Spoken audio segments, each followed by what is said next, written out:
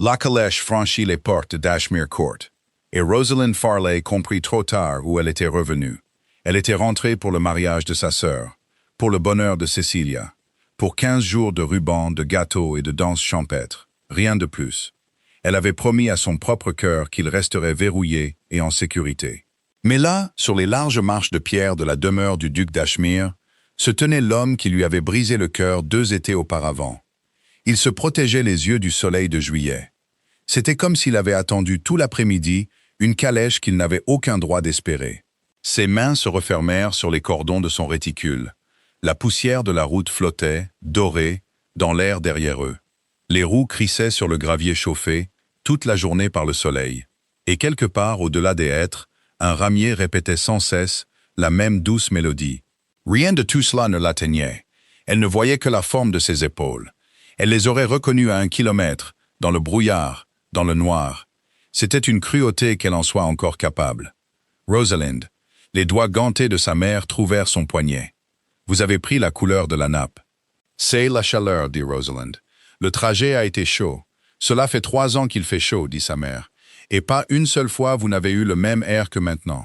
De l'autre côté du siège, Cecilia ne prêtait attention à aucune d'elles. Cecilia avait son visage radieux collé à la vitre de la calèche.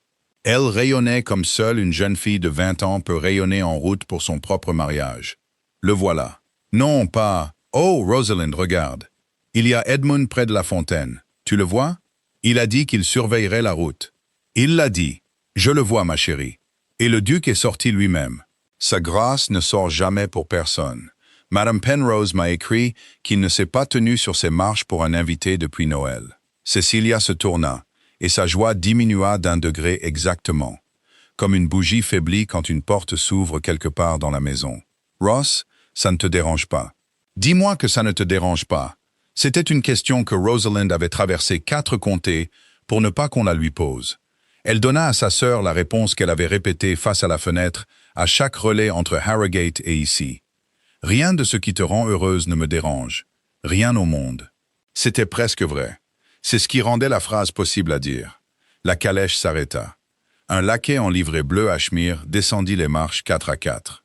La portière fut ouverte, et l'odeur des lieux envahit l'habitacle. Le foin coupé des prairies en contrebas, la pierre chaude. La douceur des rosiers grimpants, qui couraient en abondance sur la façade sud, et sous tout cela, la fraîcheur verte et particulière de l'ombre d'une grande demeure. 2 étés, et les roses sentaient exactement comme avant. Elle n'était pas préparée aux roses. On pouvait s'endurcir contre le visage d'un homme. On ne pouvait pas s'endurcir contre un parfum qui contournait toutes les défenses et posait une main sur votre gorge. Cecilia sortit de la calèche comme l'eau d'un déversoir. Droit dans les bras d'un jeune homme blond qui l'attrapa, la fit tourner et rit dans ses cheveux sans le moindre égard pour ceux qui regardaient. Lord Edmund St. Aubyn avait le visage franc et ouvert d'un homme à qui on n'avait jamais rien refusé et qui était resté aimable malgré tout. Rosalind l'aimait déjà. Elle l'avait aimé dans chaque lettre que Cecilia avait envoyée tout l'hiver, 10 pages à la fois. Elle ne s'était simplement jamais autorisée à penser, dans aucune de ces lettres, de qui il était le frère. Elle y pensait maintenant. Mademoiselle Farley, le duc d'Ashmere avait descendu les 2 dernières marches pendant qu'elle rassemblait ses jupes. Il se tenait à la portière de la calèche, la main tendue pour l'aider à descendre. Sa voix était précisément telle qu'elle s'en souvenait, et précisément telle qu'elle s'était ordonnée de l'oublier. Basse, sans hâte, un peu rauque. La voix d'un homme qui n'avait pas besoin d'être fort, car les pièces s'étaient toujours tues pour lui. « Vous êtes la bienvenue ici. » Elle regarda la main offerte, sans gants, brunie par l'été. La main qui lui avait autrefois écrit une lettre chaque matin d'un mois de juin, qui n'existait plus. « Votre grâce est bien aimable, dit-elle. » Et elle posa ses doigts dans les siens, car des domestiques regardaient, et une sœur qu'elle aimait se trouvait à quelques mètres. Et il n'y avait aucune version de cette scène où elle faisait un esclandre. Sa main était chaude. Bien sûr, elle était chaude. C'était juillet. Il descendit sur le gravier et retira ses doigts à l'instant où son poids fut de nouveau le sien. Et s'il remarqua la rapidité de son geste, il eut la grâce ou l'habitude de ne rien montrer. « Vous avez voyagé depuis le nord, dit-il. De chez mes tantes près de Ripon. Oui, c'est un long voyage. C'est le mariage de ma sœur, dit Rosalind. J'aurais fait 2 fois le trajet. Quelque chose bougea derrière ses yeux. Elle ne voulait pas le nommer. Elle refusait de lui donner un nom. Le nommer était la façon de se faire blesser. Il inclina la tête. N'importe qui de sensé l'aurait fait. Edmund ne parle que de ses 15 jours depuis Pâques. Il est devenu tout à fait inapte à la compagnie. Une légère chaleur sèche teinta les mots, destinés à son frère. Et cela la défie plus que la colère ne l'aurait fait. Elle avait oublié qu'il pouvait être doux avec les gens qu'il aimait. Elle s'était forcée à l'oublier. C'était nécessaire. Julian, l'Edmund de Cecilia, avait toujours un bras autour de sa fiancée. Il utilisa l'autre pour frapper l'épaule de son frère, et le prénom lui échappa aussi facilement que son souffle. « Tu as donc rencontré Mademoiselle Farley, la sœur de Cissy, l'intelligente. Nous nous connaissons, dit le duc. Légèrement, dit Rosalind. Le mot atterrit dans l'air chaud et y resta. Edmund les regarda, l'un après l'autre, avec la douce perplexité d'un homme qui sent un courant d'air sans trouver la fenêtre. Cecilia devint très immobile sous son bras, et le duc d'Ashmere regarda Rosalind Farley avec ses yeux gris qui lui avaient semblé autrefois l'endroit le plus sûr d'Angleterre. Et il dit d'un ton égal, légèrement, « Oui, Mademoiselle Farley a toujours eu un grand don pour le mot précis. » Puis il se tourna, offrit son bras à sa mère et conduisit Madame Farley sur les marches, dans la fraîcheur de son hall. Il laissa Rosalind debout sur le gravier, avec les roses qui l'enveloppaient de leur parfum, et son cœur qui battait comme celui d'un lièvre. Le hall d'Ashmere Court était pavé de marbre noir et blanc. Même en juillet, il gardait le froid comme une cave le garde. Entrer depuis la cour ensoleillée, c'était comme entrer dans l'eau. Rosalind en fut reconnaissante. Cela donnait une contenance à son visage. Un grand escalier de chêne pâle montait dans l'ombre. Une coupe de roses blanches de la taille d'un baptistère se trouvait sur la table centrale, laissant tomber silencieusement ses pétales sur la pierre. Et tout en haut, à travers une haute fenêtre, le soleil posait une longue barre chaude sur le sol qui s'arrêtait juste avant ses pieds. « Vous voudrez voir vos chambres, » disait le duc à sa mère, avec toute la courtoisie du monde, « et vous reposer. La chapelle est à un quart de mille à travers le parc. Edmund insistera pour la montrer à Mademoiselle Cecilia une douzaine de fois avant jeudi. Vous n'avez donc pas besoin de vous donner la peine de l'admirer plus d'une fois. Madame Penrose s'occupera de tout. Vous n'avez qu'à sonner. Votre grâce et la générosité même, dit Madame Farley. Ouvrir votre maison à nous pour les 15 jours entiers. J'avoue que je ne m'y attendais pas. Nous ne sommes que des gens de la campagne. Mon mari était un gentleman, mais nous ne le sommes pas. Vous êtes la famille d'Edmund à partir de jeudi matin, dit le duc. Et ma maison est sa maison. Il n'y a rien à confesser. Il le dit simplement, sans fioriture. Et la mère de Rosalind, qui avait passé 3 ans à s'attendre à de petites méchancetés de la part des grands, le regarda avec des yeux soudainement humides, et ne put répondre. Rosalind se tenait très droite à côté de la coupe de rose, et laissa un mot tourner dans son esprit, jusqu'à ce qu'il devienne froid. 15 jours. Les 15 jours entiers. Sous ce toit. 14 matins à descendre ce pâle escalier, sans savoir derrière quelle porte il se trouverait. « 15 jours, dit-elle à voix haute, avant de pouvoir se retenir. Les yeux du duc se posèrent sur elle. « La durée vous dérange-t-elle, mademoiselle Farley ?»« J'avais cru comprendre, dit-elle prudemment, que la famille logerait au presbytère. Cecilia a écrit que M. Halloway avait offert ses chambres. M. Halloway a offert, j'ai refusé. Une pause, de la durée d'une respiration retenue. Le presbytère est humide du côté nord, et mademoiselle Cecilia doit se marier depuis une maison heureuse, pas une maison rhumatismale. Si l'arrangement ne vous convient pas, il peut être changé. Vous n'avez qu'à me dire ce qui vous conviendrait le mieux.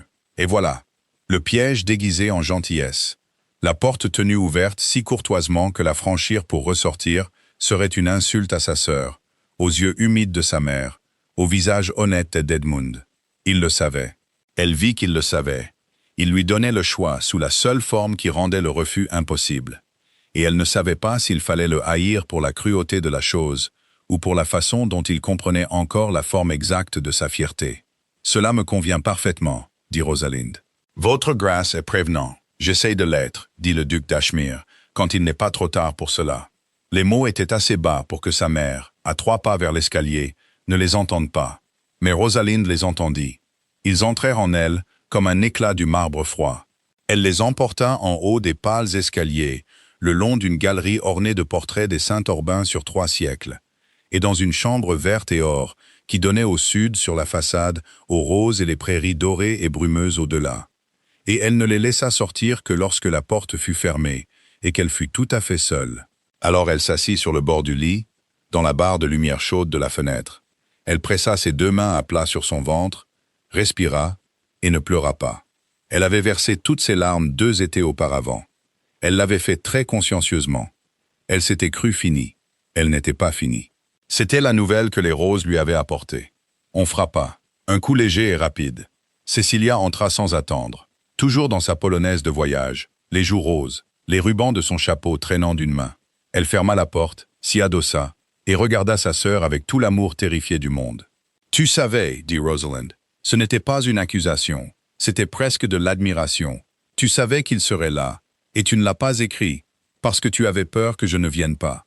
J'avais peur que tu ne viennes pas. » Le menton de Cécilia trembla et se raffermit. « Ross, je ne pouvais pas me marier sans toi. Je ne pouvais pas. Tu as été mère, sœur et tout le reste. Depuis que papa nous a été enlevés, tu as renoncé à ta propre saison pour tenir les comptes. Tu n'as jamais une seule fois, et il m'a semblé que c'était une petite méchanceté, de ne pas dire toute la vérité. Si seulement cela pouvait t'amener ici, où je pourrais te voir, mariée depuis une grande maison, comme une vraie famille, et non comme les pauvres Farley, dont tout le monde chuchote que nous sommes. Si. Rosalind traversa la pièce et prit les mains froides de sa sœur dans les siennes. Respire. Tu ne dois pas pleurer la veille de l'avant-veille de ton mariage. Tes yeux seront roses pendant 1 semaine et Edmund pensera que je t'ai battu. Cécilia eut un rire mouillé. Alors tu n'es pas en colère. Je suis furieuse, dit Rosalind en lui embrassant le front. Je suis tellement en colère que je pourrais te secouer jusqu'à ce que tes dents claquent. Et je ne vais nulle part. Les 2 choses sont vraies. Tu découvriras, quand tu seras marié, que la plupart des choses vraies vont par paire comme ça. Les bras de Cécilia l'enserrèrent avec force. Un instant, elles se tinrent l'une contre l'autre dans la chaude pièce verte. Dehors, le ramier continuait encore et encore. Rosalind regarda par-dessus l'épaule de sa sœur les prairies et pensa « 14 matins. Je peux être une pierre pendant 14 matins. J'ai déjà été une pierre. Ross. » Cecilia se recula et sonda son visage. La jeune fille en elle disparut d'un coup. Ce qui restait, c'était la femme qu'Edmund avait eu le bon sens d'aimer. Qu'a-t-il fait? Tu ne me l'as jamais dit. Tu es rentrée de cet été-là, blanche comme la cendre. Tu as brûlé toutes tes lettres dans l'office. Tu n'as jamais dit un mot. J'avais 17 ans et j'avais peur de toi, et je n'ai jamais demandé. Mais je demande maintenant. Qu'est-ce que le duc d'Ashmere a fait à ma sœur? Rosalind lâcha ses mains et alla à la fenêtre. En bas, sur le gravier, un palefrenier menait un grand cheval de chasse gris vers les écuries. Sa robe était noire de sueur à cause de la chaleur. Au-delà du mur, la prairie de foin était d'or et d'argent, là où la brise la peignait. Elle sentit à nouveau le foin coupé, piquant et doux, l'odeur de tout ce mois de juin défait. « Il m'a demandé de l'épouser, » dit-elle. Derrière elle, Cécilia émit un petit son. Oh, pas à genoux. Rien de si vulgaire. Mais c'était entendu. Tout le comté l'avait compris. Il m'a écrit chaque matin pendant 6 semaines. Le postier souriait quand il me voyait arriver cet été-là. Tout le monde souriait. J'étais la fille que le duc d'Ashmere allait épouser. Elle garda sa voix égale. C'était une question de fierté qu'elle en soit capable. Il m'a dit d'attendre sa mère, la douairière, le vendredi. Elle devait venir voir la maison où j'ai été élevé et donner sa bénédiction. Et ensuite, ce serait annoncé. Il l'a écrit de sa propre main, vendredi. Et le jeudi soir, un mot est arrivé à la place. 3 lignes d'une écriture que je ne connaissais pas.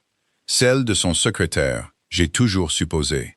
Regrettant que les circonstances aient changé, et que le duc ne pourrait finalement pas continuer la relation, et me souhaitant tout le bonheur du monde. Non, souffla Cécilia. Julian ne ferait pas ça.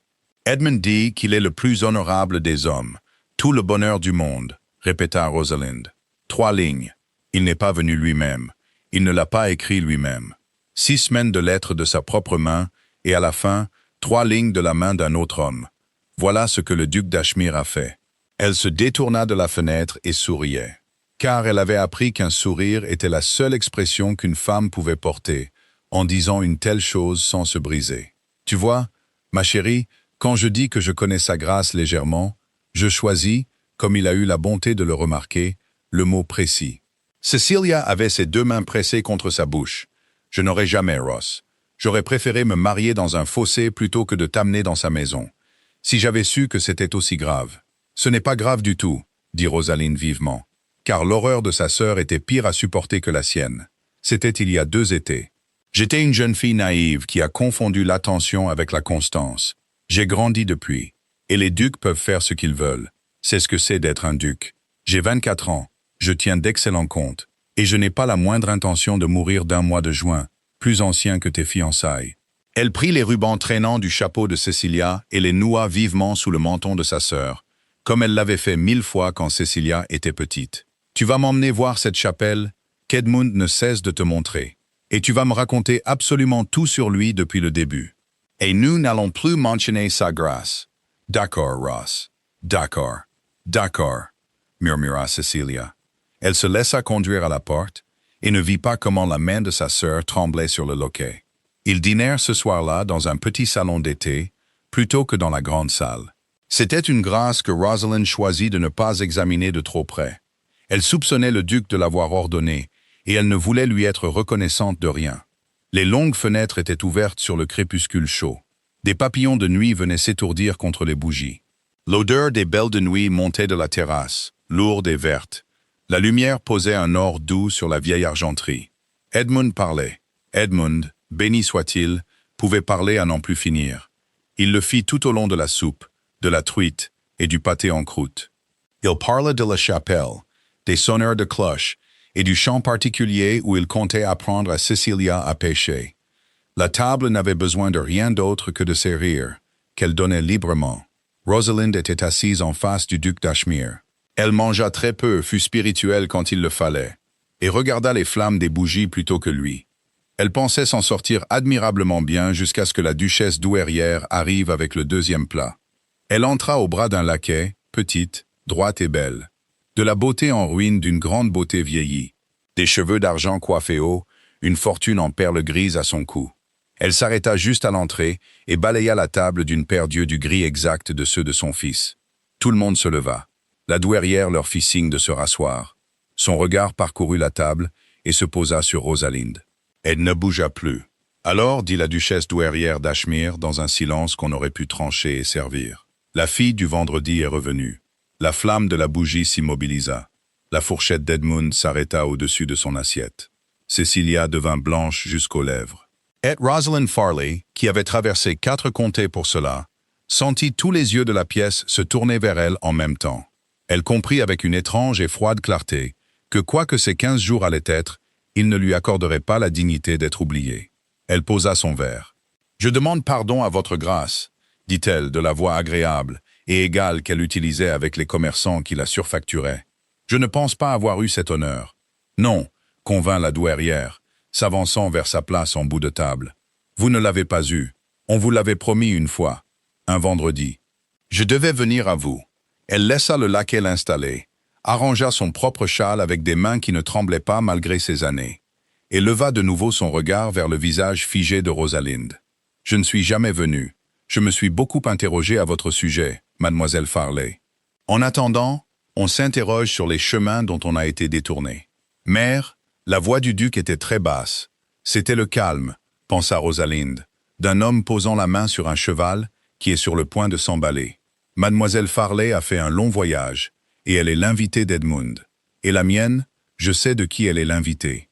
La douairière ne regarda pas son fils, elle regarda Rosalind, et quelque chose dans les vieux yeux gris n'était pas de la cruauté du tout, mais Rosalind ne pouvait pas lire ce que c'était, et ne l'aurait pas cru si elle l'avait pu. Je ne fais que dire ce que tout le monde à cette table pense, et est trop bien élevé pour le dire.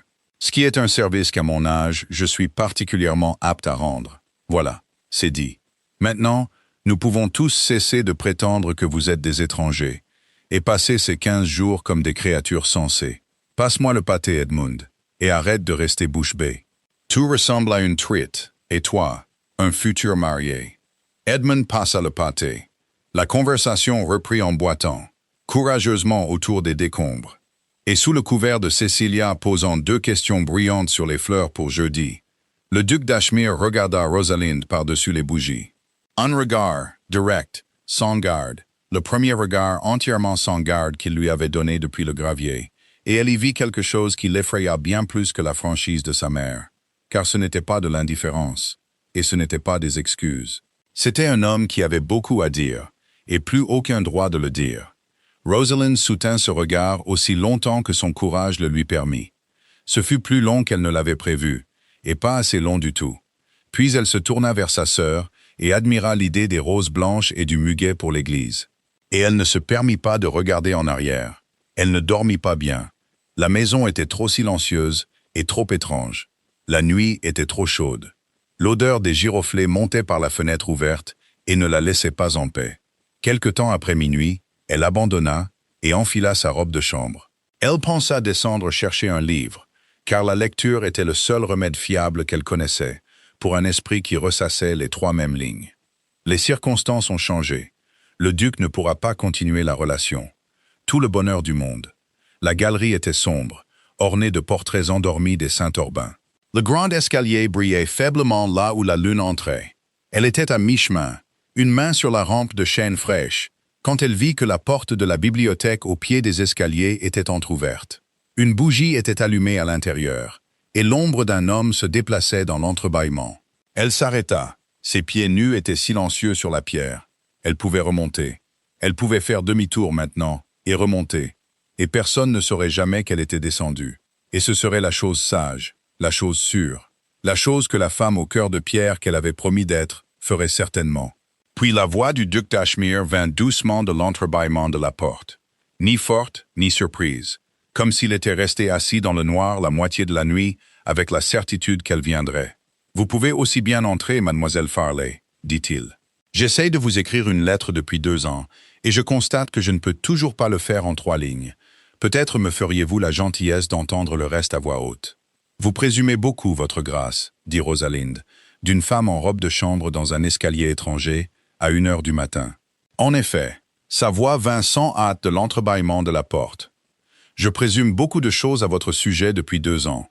C'est une habitude que je n'arrive pas à perdre, bien que Dieu sache que j'ai eu des raisons d'apprendre.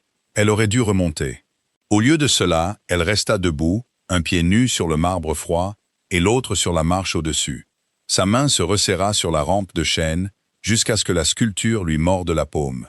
Elle pensa à toutes les raisons de remonter dans l'obscurité et ne put faire obéir ses pieds à aucune d'entre elles. La porte de la bibliothèque était entr'ouverte.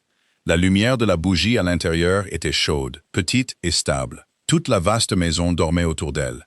Et elle était si fatiguée d'être une pierre. Elle poussa la porte et entra. La bibliothèque d'Ashmere Court sentait le vieux cuir et la cire d'abeille. Et la fraîcheur nocturne entrait par les portes-fenêtres de la terrasse, qui était ouverte sur l'obscurité chaude. Il était en manche de chemise. Elle ne l'avait jamais vu en manche de chemise de sa vie. 2 étés d'une cour menée en plein jour n'avaient jamais dépassé son manteau.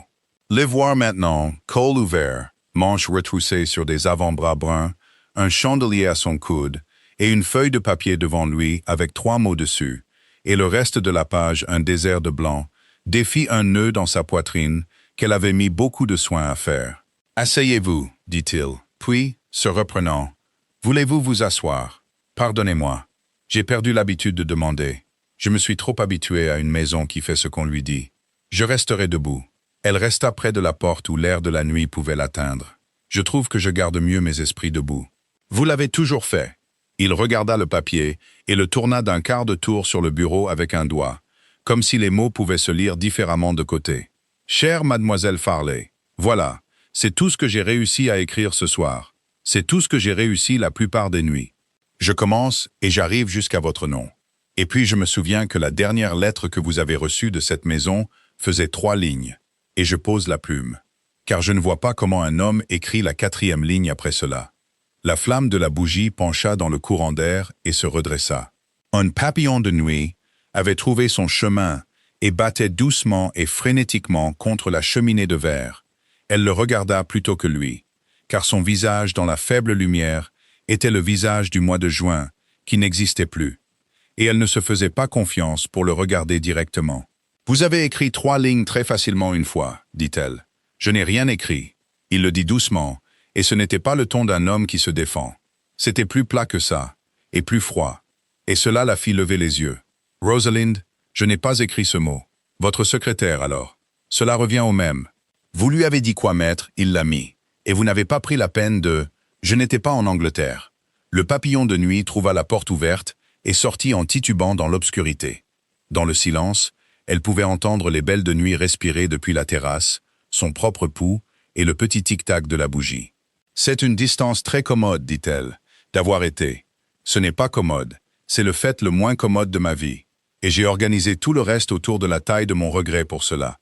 Il posa ses deux mains à plat sur le bureau et ne se leva pas.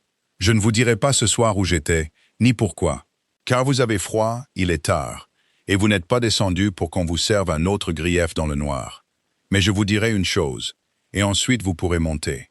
Et je ne vous suivrai pas, ni ne vous presserai, ni même ne vous souhaiterai le bonjour au petit déjeuner, si c'est ce que vous préférez. Le mot qui a mis fin à tout a été envoyé de cette maison un jeudi.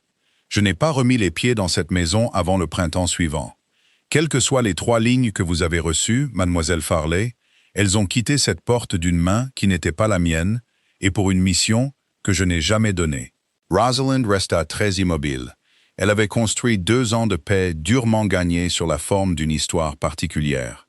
Celle où le duc d'Ashmere s'était lassé d'une personne de la campagne sans importance et l'avait laissé tomber comme un homme laisse tomber un gant dont il trouve une couture défectueuse. Et voici cette histoire avec une fissure qui la traversait en plein milieu. Et par la fissure passait un courant d'air de quelque chose qu'elle ne pouvait pas se permettre de ressentir. Car le ressentir signifierait que les 2 dernières années avaient été construites sur du sable. « Non, dit-elle. » Il haussa un sourcil. « Non, non, je ne ferai pas ça. Je ne resterai pas dans votre bibliothèque à 1h du matin pour vous laisser me dire une belle chose qui ne vous coûte rien à dire et qui me coûte tout à croire. Si c'était vrai, vous l'auriez écrit. En 2 ans, vous auriez trouvé un moyen de l'écrire, ou de venir à Ripon et de le dire, ou d'envoyer votre frère, ou votre mère, ou le postier qui me souriait. Vous n'avez rien fait de tout cela. Vous m'avez laissé continuer à penser exactement ce que je pensais, pendant tout ce temps.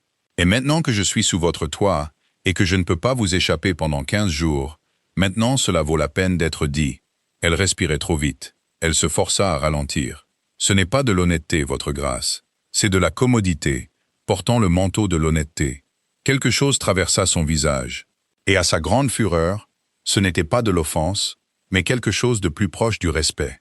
Comme si elle avait fait un coup habile aux cartes. Ça, dit-il, c'est l'objection la plus sensée qu'on m'ait faite en 12 mois. Et j'ai un intendant dont la seule fonction est de soulever des objections. Une chaleur sèche tinte à ses mots, le fantôme de ce qu'elle avait ressenti sur le gravier. Je ne savais pas que vous étiez parti à Ripon avant mars. Je vous laisse deviner par vous-même ce que ce fait implique et à quel point il jette le discrédit sur les personnes qui me l'ont caché. Et je vous laisserai monter vous coucher, car vous avez de nouveau la couleur du marbre. Et je vous en ai déjà causé assez pour une vie entière. Elle aurait dû être heureuse d'être congédiée. Elle trouva absurdement qu'elle ne l'était pas. Qu'une partie d'elle, par esprit de contradiction, avait voulu continuer à se battre avec lui. Car se battre avec lui était au moins une façon d'être dans la pièce. Elle resserra sa robe de chambre à son cou. « Bonne nuit, votre grâce. Bonne nuit, mademoiselle Farley. » Il prit sa plume, la trempa, et se pencha de nouveau sur le désert de papier blanc, avec son nom en haut. Et il ne la regarda pas partir. C'était la seule courtoisie à laquelle elle ne s'était pas préparée, et qui la suivit tout le long des pâles escaliers baignés de lune, et ne voulut pas être secouée. Elle se réveilla dans une maison déjà bruyante à cause du mariage. Des mâles cognaient dans la galerie. Des jeunes filles qu'elle ne connaissait pas couraient devant sa porte avec des brassées de verdure. Et de la cour en contrebas venait le cliquetis et le tintement d'une calèche qui arrivait. Et une voix de femme, haute et portante, et ravie d'elle-même, disant « Non, non, laissez le chien dans la cour. Il ne fera qu'effrayer les chevaux. Ashmere, où est Ashmere? Je suis en avance de plusieurs heures, et je n'en ai absolument aucune honte. » Rosalind alla à la fenêtre. En bas, une barouche de la couleur d'une prune mûre s'était arrêtée sur le gravier chaud. Une jeune femme en mousseline bleu céleste en descendit. Cheveux noirs bouclés, riant, tenant une ombrelle contre l'éblouissement de juillet, avec la grâce insouciante de quelqu'un qui n'avait jamais porté rien de plus lourd de sa vie. Un laquais prit une petite montagne de boîtes à chapeau, et le duc d'Ashmere descendit les marches, en habit maintenant. Correct. L'homme du jour restauré. La jeune femme lui donna ses 2 mains à la fois, et dit quelque chose qui le fit incliner la tête. Et Rosalind, regardant de derrière le rideau comme une femme de chambre, sentit le vieux mois de juin refermer ses doigts froids autour de sa gorge. « Ça, » dit Cecilia depuis l'embrasure de la porte, « c'est Lady Sabrina Vane. Et je pourrais joyeusement la pousser dans le lac. » Rosalind laissa tomber le rideau. « Entre et ferme la porte. Qui est-elle » Les terres de son père jouxtent celles d'Ashmere du côté ouest. Des milliers d'acres et une maison à Grosvenor Square. Et on la parade devant Julian depuis bien avant que tu n'arrives dans le comté. Le visage honnête de Cecilia était rose de loyauté et de détresse. La douairière l'adore. Tout le monde a toujours dit que c'était « avant toi ». Tout le monde disait « Ross, je ne l'ai pas invitée. Edmund ne l'a pas invitée. Elle est l'invitée de Julian et la chérie de la douairière. Je ne pouvais pas la tenir à l'écart du mariage de son propre frère sans une raison que je n'osais pas donner. » Elle se tordit les mains. Elle écrit à la douairière chaque semaine.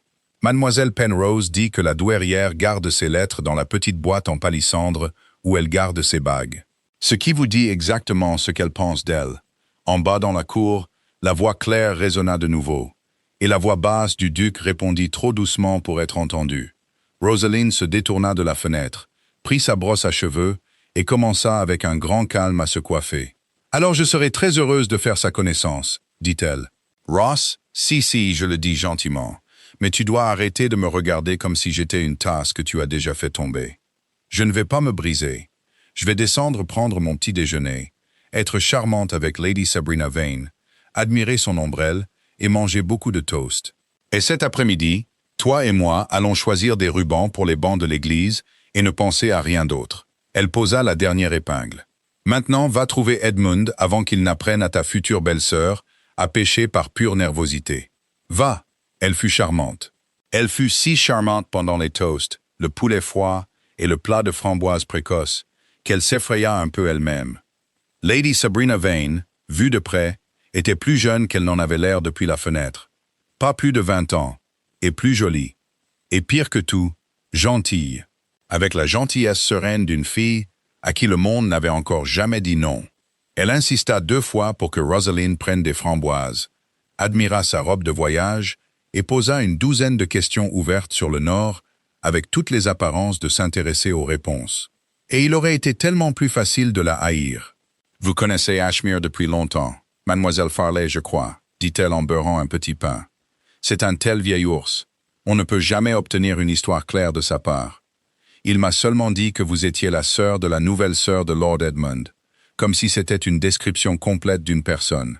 Nous nous connaissons légèrement. » Rosalind dit légèrement. De l'autre côté de la table, la duchesse douairière, qui était descendue en soie grise et perle et n'avait presque rien dit, leva les yeux de son chocolat. « Voilà encore ce mot. Vous aimez beaucoup ce mot, Mademoiselle Farley. Je commence à penser que vous le polissez le soir et le gardez sous verre. C'est un mot utile, votre grâce. Il convient à de nombreuses occasions. Il ne convient à rien du tout, dit la douairière. C'est précisément pourquoi les jeunes y sont si attachés. » Mais il y eut de nouveau cette lueur dans les vieux yeux gris, qui n'était pas de la méchanceté, et elle retourna à son chocolat et laissa la table respirer. Lady Sabrina, sublimement inconsciente de toute tension dans la pièce, frappa dans ses mains. « Ashmere, vous n'avez pas dit un mot sur le bal. »« Il y aura un bal, Mademoiselle Farley. La veille du mariage, tout le comté. Je lui ai fait promettre à Pâques. N'est-ce pas, Ashmere?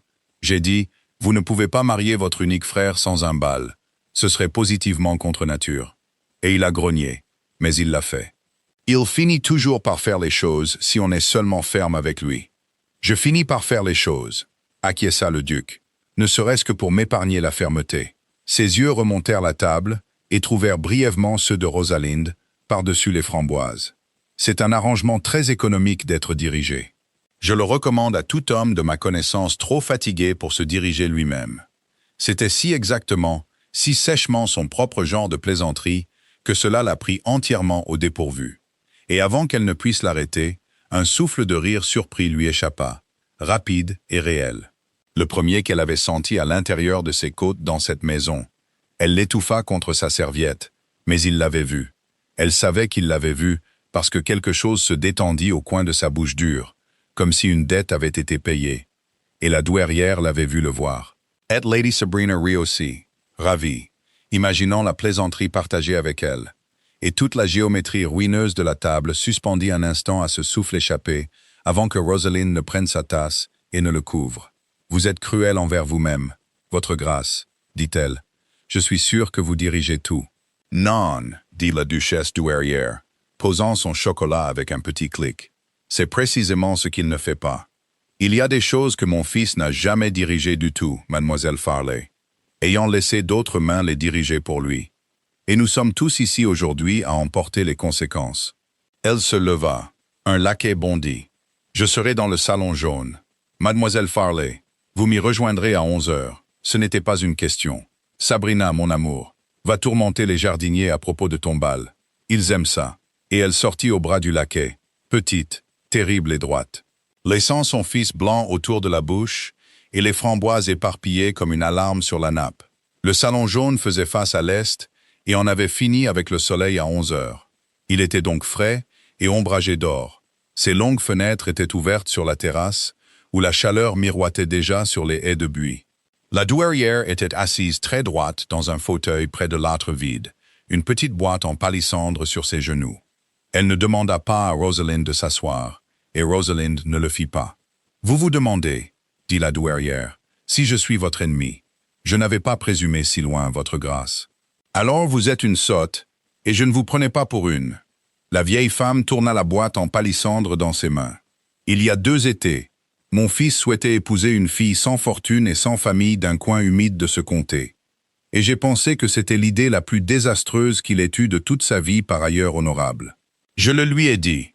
Je lui ai dit qu'il avait un nom vieux de 3 siècles et un devoir envers lui, et qu'un duc qui se marie où il veut enseigne à chaque fermier de ses terres à faire de même.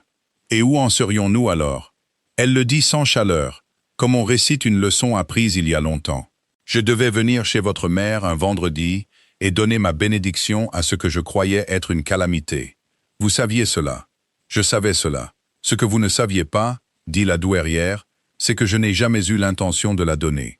Elle leva ses yeux gris. J'avais l'intention de venir, d'être gracieuse et de dire les mots, puis de passer les 12 mois suivants à rendre discrètement le mariage impossible, de 100 petites manières, qui ne laissent aucune empreinte. C'est comme ça que ça se fait, mademoiselle Farley. C'est comme ça que ça s'est toujours fait. J'ai défait 3 fiançailles dans ma vie, et personne ne m'en a jamais remercié, car personne ne l'a jamais su. Ses mains étaient tout à fait immobiles sur la boîte. Je vous dis cela parce que je suis vieille. Et parce que je vous ai vu rire à sa plaisanterie ce matin contre votre propre volonté. Et parce que je trouve, à la fin des choses, que je n'aime pas beaucoup la femme que j'étais il y a 2 étés, et j'aime encore moins ce qu'elle a fait d'un jeudi. La bouche de Rosalind était devenue sèche. Alors c'était vous, le mot. Je n'ai pas envoyé votre mot. Le menton de la douairière se leva, et pour la première fois, quelque chose comme de la colère bougea en elle. Comprenez-moi, je suis capable de beaucoup de choses.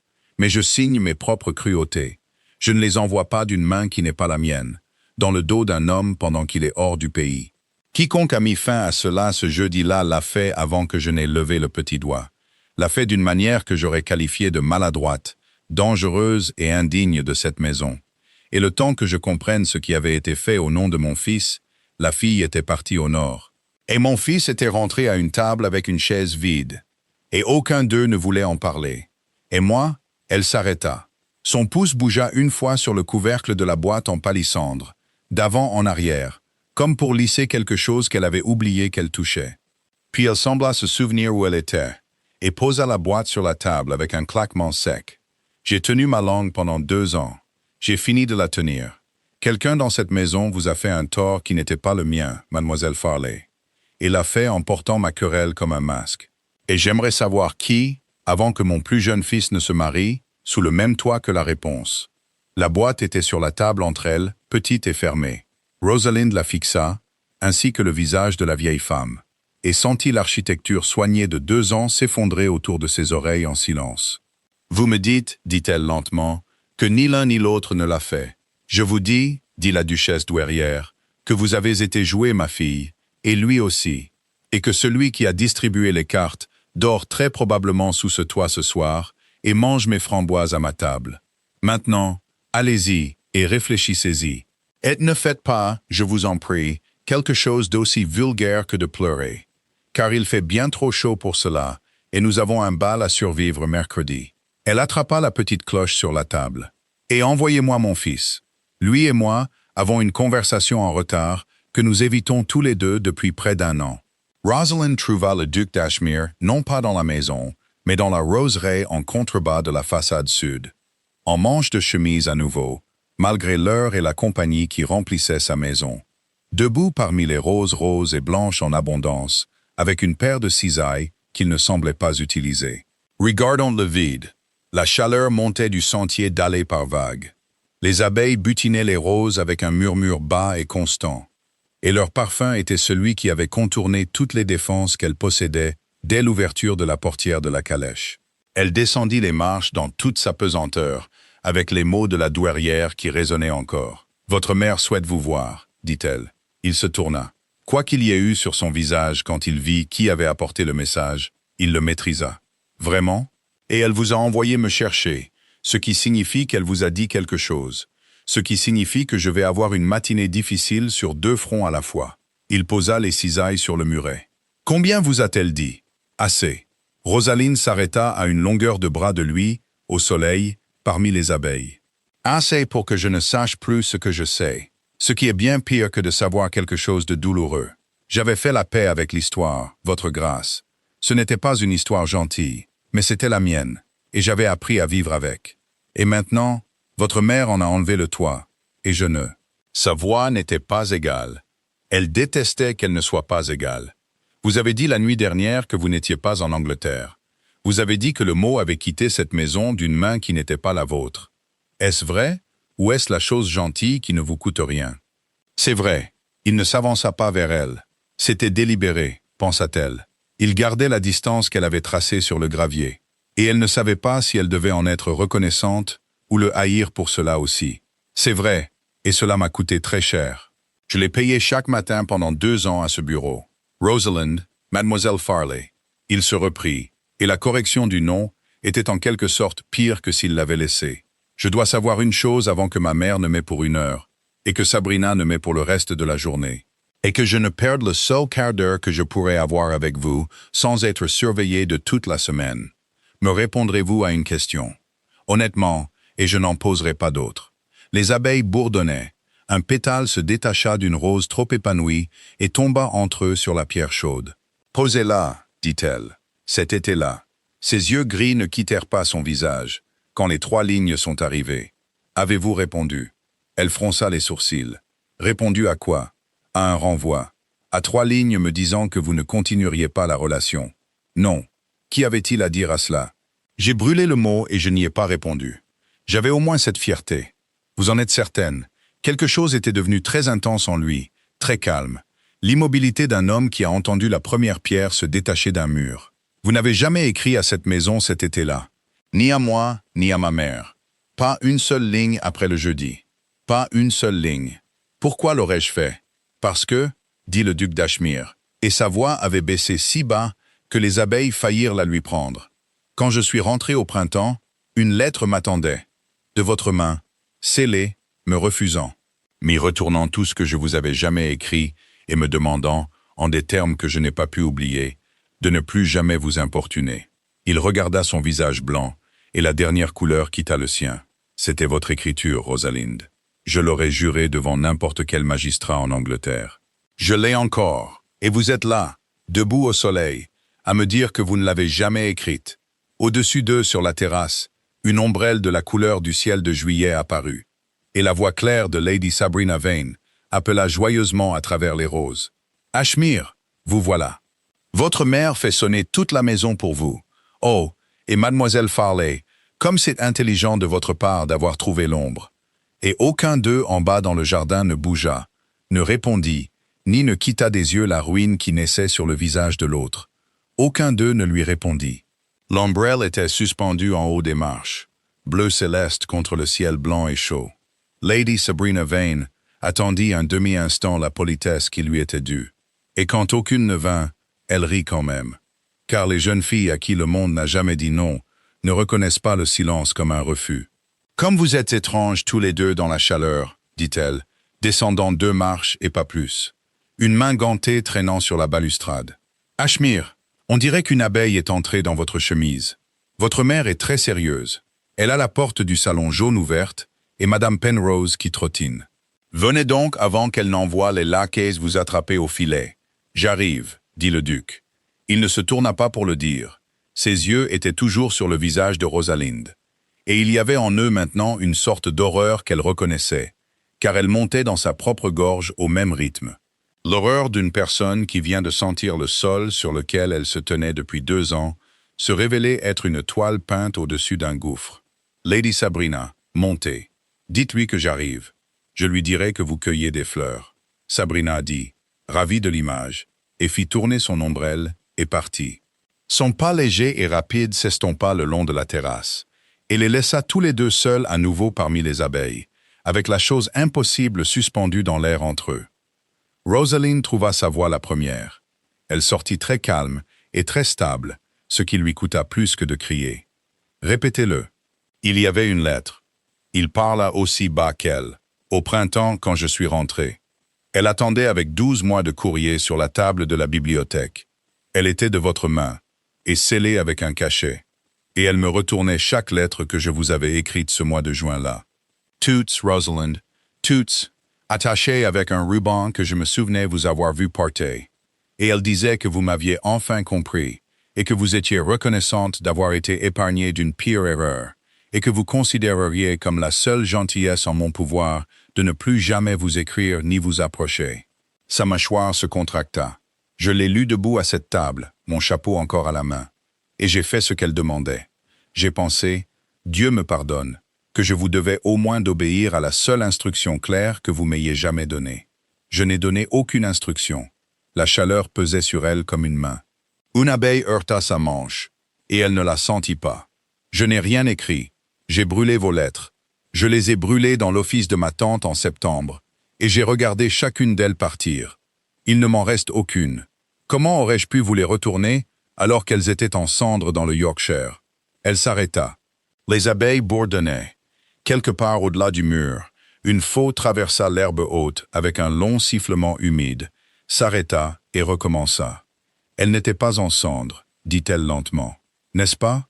Si vous les avez encore, attachées avec mon ruban, alors les lettres que j'ai brûlées n'étaient pas vos lettres.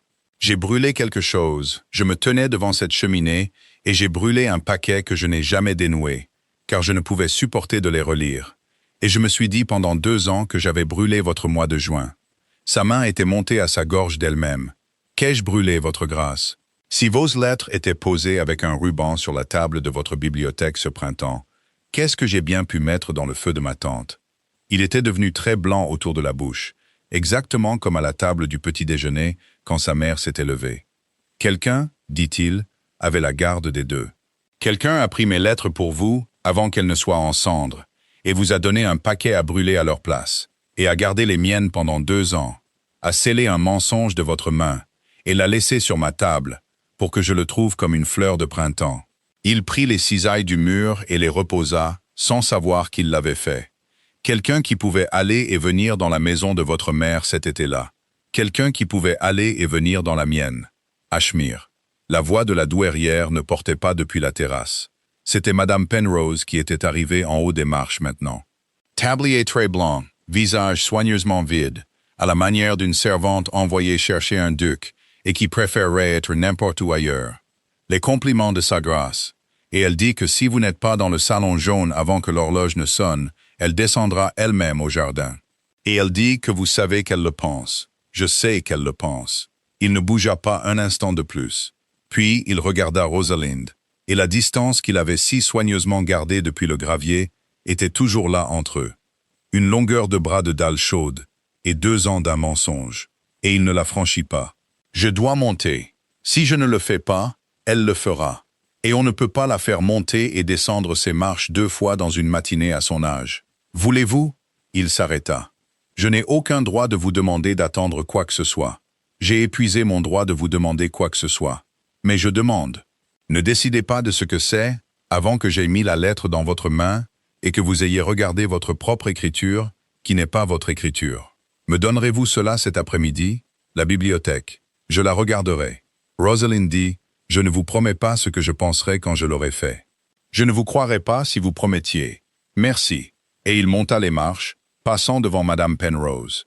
Manteau correct, épaules carrées, l'homme du jour. Et seule Rosalind, regardant d'en bas parmi les roses en ruine, vit qu'il monta les 3 dernières marches, comme un homme 2 fois plus âgé. Elle n'entra pas. Elle n'aurait pas pu supporter la fraîcheur du hall et la maison bruyante du mariage. Pas avec le sol qui tanguait encore sous ses pieds. Elle se tourna plutôt et descendit à travers la roseraie, sortit par la petite porte dans le mur et entra dans la prairie de foin où les hommes fauchaient. Elle marcha le long de sa lisière ombragée, ses demi-bottes mouillées jusqu'aux chevilles par la sève de l'herbe coupée, respirant l'odeur verte et piquante de ce même mois de juin dont elle pensait avoir fini de faire le deuil, jusqu'à ce que son cœur cesse de battre comme un lièvre et commence simplement à faire mal. Ce qui était une amélioration dont elle était reconnaissante. Quelqu'un dans la maison de votre mère cet été-là, dans la mienne. Qui avait été dans la maison de sa mère cet été-là? La moitié du comté. Le médecin, le vicaire, les filles avec qui elle avait dansé. Les innombrables visiteurs de sa mère venus admirer la fille Farley que le duc allait épouser. Et les domestiques, leurs 2 propres domestiques, et ceux qu'Ashmir avait prêtés pour la visite à venir. Des laquais envoyés en avance, une femme de chambre de la gouvernante, pour s'assurer que les chambres étaient dignes d'une douairière. N'importe qui. C'était une maison aux portes ouvertes tout cet été doré. Une maison qui se croyait au bord d'un triomphe, ne gardant rien. Et ses lettres. Elle avait gardé son mois de juin dans le petit secrétaire que son père lui avait laissé. Celui avec le double fond que son père lui avait montré quand elle avait 10 ans. Vois, Ross, un endroit pour les choses qui ne sont qu'à toi. Et elle n'avait jamais parlé à âmes qui vivent du double fond. Ni à sa mère, ni à Cecilia. Personne. Alors comment une autre main que la sienne aurait-elle pu? Elle s'arrêta de marcher. Les faux sifflaient dans la prairie. Elle l'avait dit à une personne, il y a 2 étés. Ivre de bonheur, de roses et de la certitude d'être aimée. Elle avait parlé à une personne du double fond du secrétaire de son père. Une nuit chaude sur la terrasse des salles de bal. Parce que cette personne avait admiré le secrétaire, posé des questions sur son père, et avait été si douce, si intéressée et si gentille, qu'il avait semblé la chose la plus naturelle du monde de montrer à une nouvelle amie son petit secret. Rosalind se tenait dans la prairie fauchée, le soleil tapant sur sa tête nue. Et elle ne pouvait, pour rien au monde, se souvenir du visage de l'amie, seulement de sa gentillesse, seulement qu'elle avait été gentille.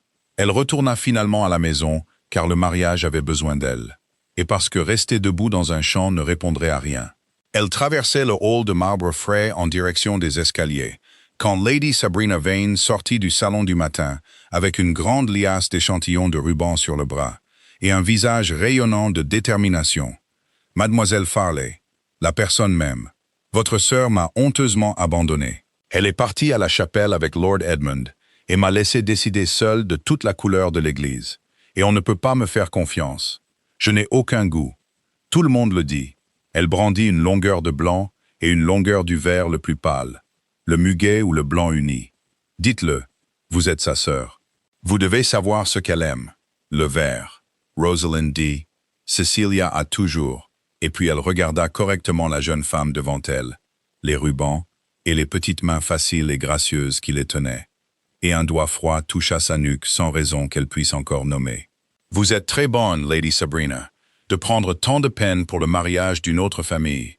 Oh, mais j'adore les mariages, et je connais les Saint-Aubin depuis toujours. Ils sont presque ma propre famille. Sabrina rit et laissa tomber les rubans ensemble. J'entrais et sortais de cette maison quand j'étais petite. Et je savais que votre Ashmere ne s'occuperait jamais de rien. On ne peut pas lui faire confiance pour choisir ne serait-ce qu'un gilet. Il ferait suspendre toute l'église en noir de deuil et appellerait ça digne. Quelqu'un doit le sauver de lui-même.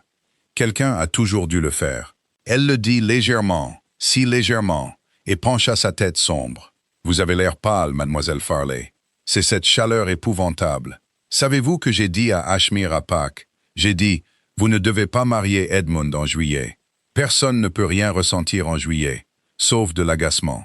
Et nous voilà tous à ressentir beaucoup de choses, et toutes agacées. Elle rit de nouveau.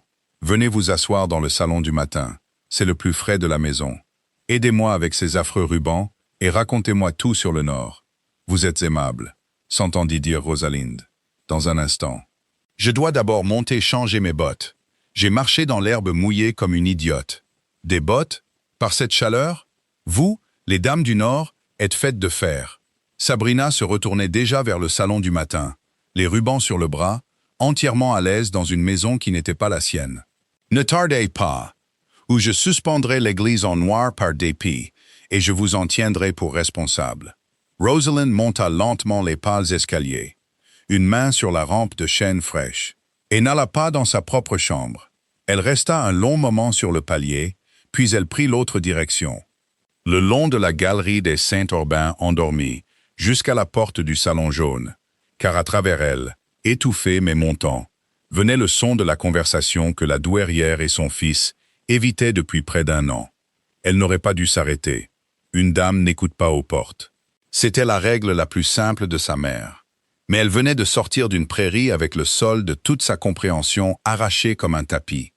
Et il y a des heures dans une vie où les règles les plus simples deviennent très minces. Et elle se tint dans l'ombre de la galerie, le cœur battant, et elle écouta. « Nous n'allons pas prétendre que je ne souhaitais pas que cela se termine, » disait la douairière, sa voix dure et claire. « Je souhaitais que cela se termine. Je l'ai dit à la jeune fille en face ce matin. Ce qui est plus d'honnêteté que vous n'en avez montré à aucune de nous deux en 2 ans. Mais souhaiter une chose et la faire de la main d'une autre femme ne sont pas le même acte, Julian. Et vous savez qu'ils ne le sont pas.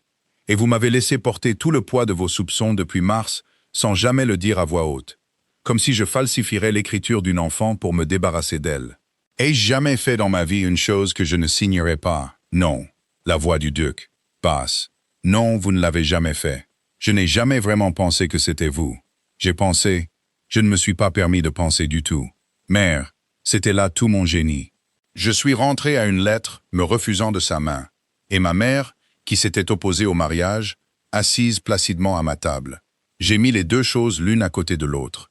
Et j'ai détourné le regard, car les regarder en face, c'était poser une question dont je ne pouvais survivre à la réponse. Qui d'autre voulait que cela se termine assez pour le falsifier? Et pourquoi ne les ai-je pas vus le vouloir? Rosalind se pressa le dos contre le mur frais.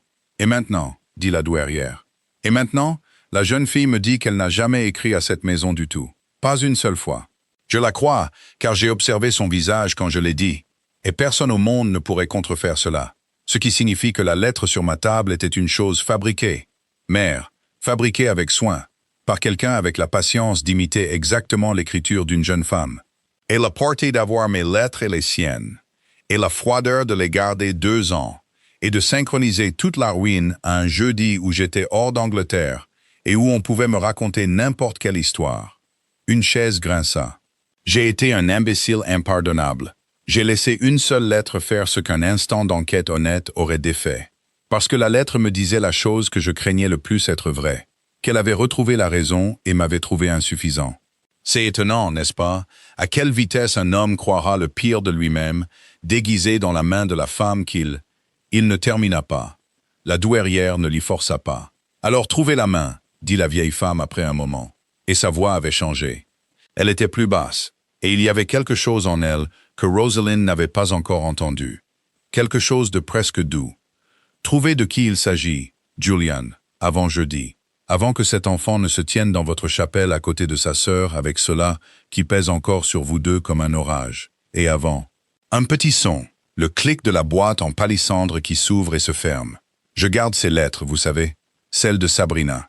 Chaque semaine depuis 6 ans, depuis qu'elle était une petite chose m'écrivant d'une grande écriture ronde d'écolière à propos de ses poneys. Je les garde dans la boîte avec mes bagues. Je l'aime beaucoup. J'ai souhaité plus d'une fois que vous, je sais ce que vous avez souhaité. Mais je suis vieille, et j'ai appris à me méfier d'une chose, qui arrive trop commodément pour mes propres préférences. Elle entrait et sortait de vos papiers tout cet été-là, Julian, cataloguant la bibliothèque pour vous. Vous vous souvenez? C'était son idée. Elle venait chaque semaine avec son petit encrier. Rosalind n'entendit pas le reste. La galerie était devenue étrange et résonnait autour d'elle. Son petit encrier, cataloguant la bibliothèque, entrant et sortant de vos papiers tout cet été-là. Elle se tenait le dos au mur, et tout s'assembla dans son esprit comme les 2 moitiés d'une tasse brisée, pressée bord à bord.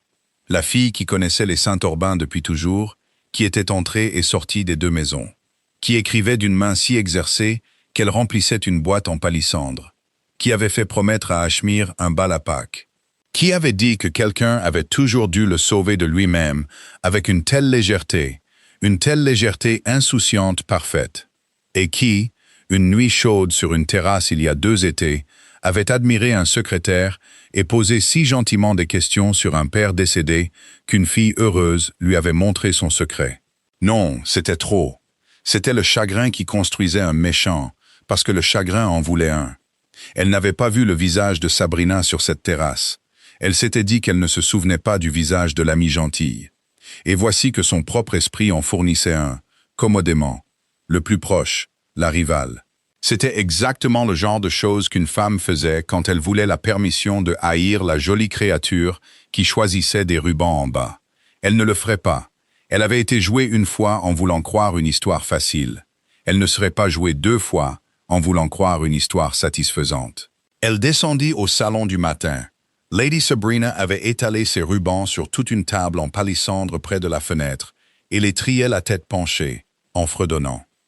Elle leva les yeux quand Rosalind entra et sourit du sourire serein d'une fille que le monde n'avait jamais refusée. « Vous voilà, enfin remise. Maintenant, asseyez-vous ici au frais et soyez impitoyable avec moi. Cecilia devra vivre avec ce que nous choisirons pour le reste de sa vie. Chaque fois qu'elle regardera son propre portrait de mariage. Nous devons donc être très sérieuses à ce sujet. » Elle tapota la chaise à côté d'elle. « Verd, vous avez dit. Je pense que vous avez raison. Vous avez l'air d'une femme qui a toujours raison, mademoiselle Farley. C'est assez terrifiant. Pas étonnant qu'Ashmir devienne si silencieux quand vous... C'est une très belle écriture que vous avez, Lady Sabrina, dit Rosalind. Elle s'assit et attira vers elle la petite carte sur laquelle Sabrina avait noté les longueurs de ruban au crayon. Je n'ai pas pu m'empêcher de la remarquer au petit déjeuner. Sur votre carte pour les jardiniers. Où avez-vous appris à faire vos lettres si régulières? Les miennes ont toujours été un gribouillis. La gouvernante désespérait de moi. Quelque chose se passa sur le visage de Sabrina Vane. Ce fut très rapide et très petit. Pas plus que l'ombre d'un nuage traversant un mur. Là, et disparut avant qu'on puisse en jurer.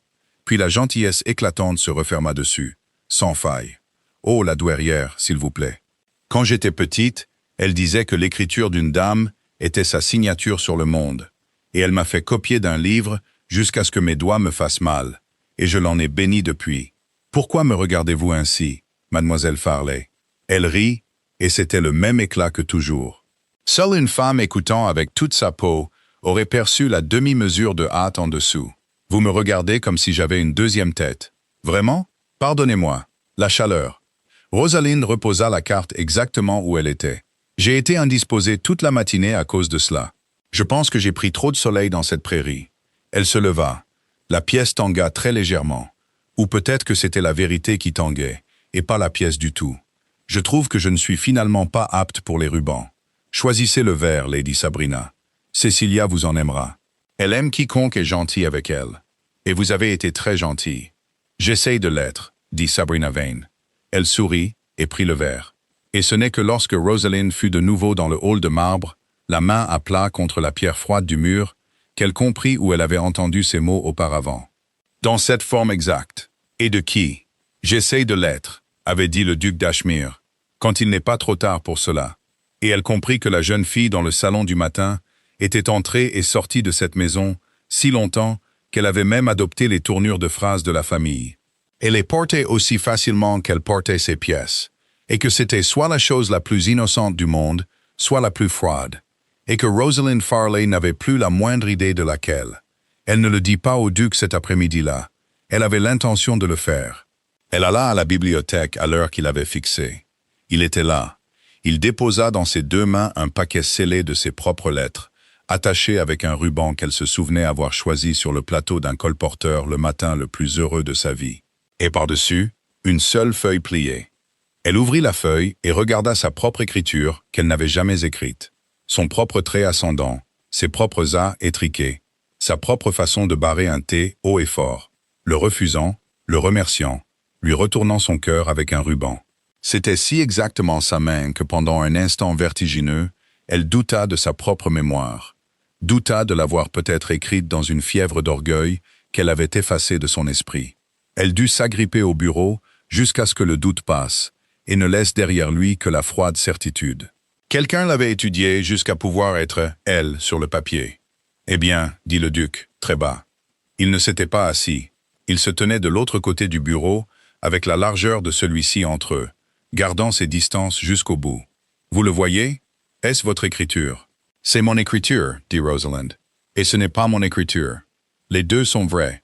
Vous découvrirez, votre grâce, que la plupart des choses vraies vont par paire comme ça. » Elle l'avait dit à Cecilia dans la chambre verte, et c'était courageux alors. Ce n'était pas courageux maintenant. C'était seulement épuisant. Elle posa la feuille falsifiée sur le désert de papier blanc, où sa propre lettre inachevée à elle reposait encore. « Chère mademoiselle Farley » et rien en dessous.